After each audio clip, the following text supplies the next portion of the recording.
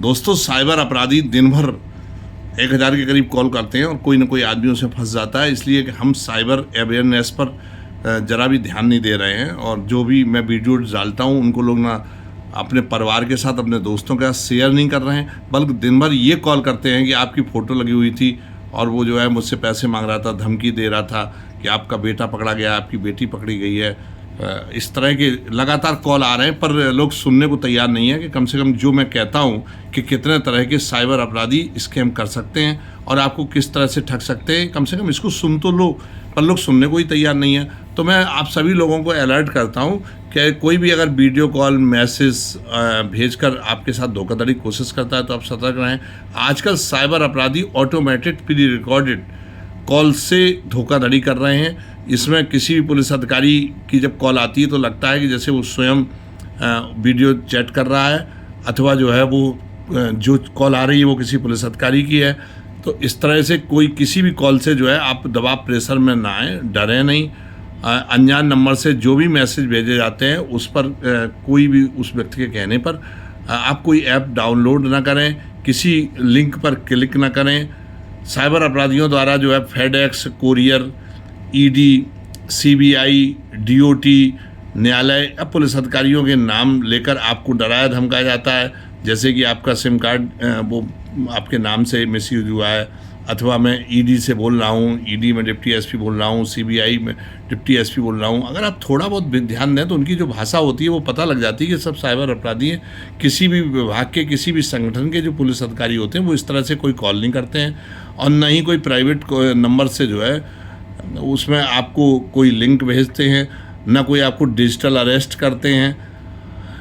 तो इसलिए बहुत सतर्क रहने की ज़रूरत है। आप गूगल पर जाते हैं तो आप अपने किसी सर्विस सेंटर का नंबर मत ढूंढें, क्योंकि वो सब गूगल पर जो नंबर होते हैं वो सारे नंबर साइबर अपराधियों के होते हैं। और आपने सपोज करिए किसी भी सर्विस सेंटर्स का नंबर देखा और वो फर्जी निकला, फिर वो आपको जो है फंसा लेते हैं कि आप 1 रुपये ट्रांसफ़र करिए या आप कुछ भेजिए तो मैं आपको जो है पैसा रिटर्न कर दूंगा। जोमेटो है या कोई भी जितनी भी जो है कंपनियां हैं, और वो जब कॉल करते हैं तो उनकी डीपी में कभी पुलिस अधिकारियों की फ़ोटो लगी होती है, कभी उसमें लिख के आता है कि डीओटी से मैं बोल रहा हूँ, आपका सिम कार्ड फर्जी पाया गया है। तो ये सारी जो तरीके हैं वो आप अगर इनको एक बार भी अगर समझ लेंगे तो आप कभी साइबर अपराधियों के शिकार नहीं होंगे। कोई भी जो है आपको जो है साइबर अपराधी आइडेंटिटी कार्ड भेजता है जिसमें ईडी अथवा पुलिस अधिकारी का, ये आइडेंटिटी कार्ड आसानी से बन जाते हैं। तो कभी भी किसी को जो फर्जी आइडेंटिटी कार्ड होते हैं, मैंने तो यहाँ तक देखा है कि उन्होंने अरेस्ट वारंट जो है एक प्रिंट किया और प्रिंट करके उसमें आपका नाम भर के भेज दिया कि आपके नाम वारंट निकला है और अब आपको हम पकड़ने आ रहे हैं।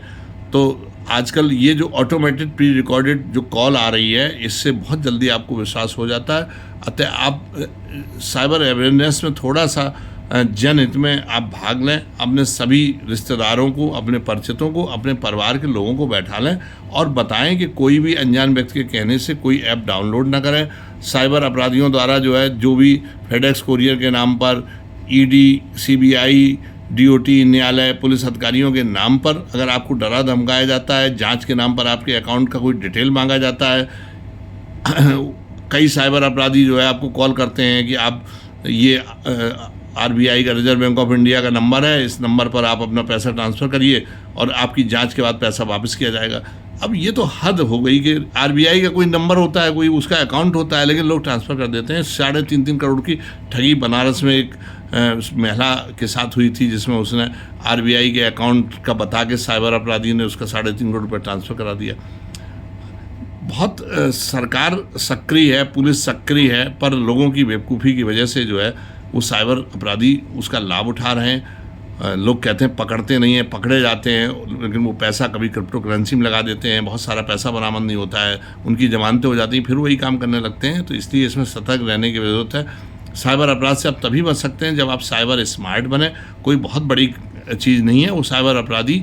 समझ लीजिएगा हाई स्कूल इंटर पास है, उनकी भाषा, मैंने उनकी रिकॉर्डेड कॉल सुनी है और जो लोगों के कॉल आते हैं उसमें पढ़े लिखे बंगलौर के और बाहर के गुजरात के, मध्य प्रदेश, हिमाचल प्रदेश से लोगों को कॉल आते हैं कि वो सर आपकी डीपी लगी हुई थी। तो डीपी लगाना कितना आसान काम है, कोई किसी की भी डीपी लगा सकता है।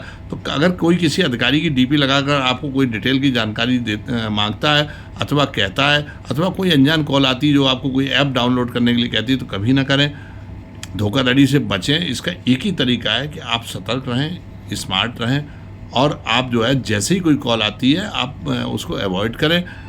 और अगर आपके साथ कोई धोखाधड़ी हो जाती है तो 1930 पर आप कॉल कर सकते हैं, अपने थाने पर सूचना दे सकते हैं, साइबर सेल को सूचना देते हैं। अगर घंटे 2 घंटे में ही अगर आप सूचना देते हैं तो पैसे नहीं निकाल पाते हैं, खाता फ्रीज होल्ड हो जाता है और वो पैसे आपके खाते में वापस आ जाते हैं। तो तत्काल जो है आप अपने संबंधित थाने में, साइबर सेल में अथवा 1930 में cybercrime.gov.in में आप कंप्लेंट दर्ज करा सकते हैं। देर मत करें।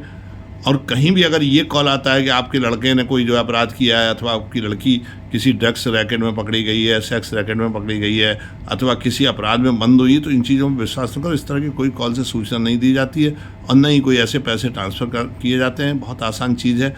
जय हिंद, जय भारत।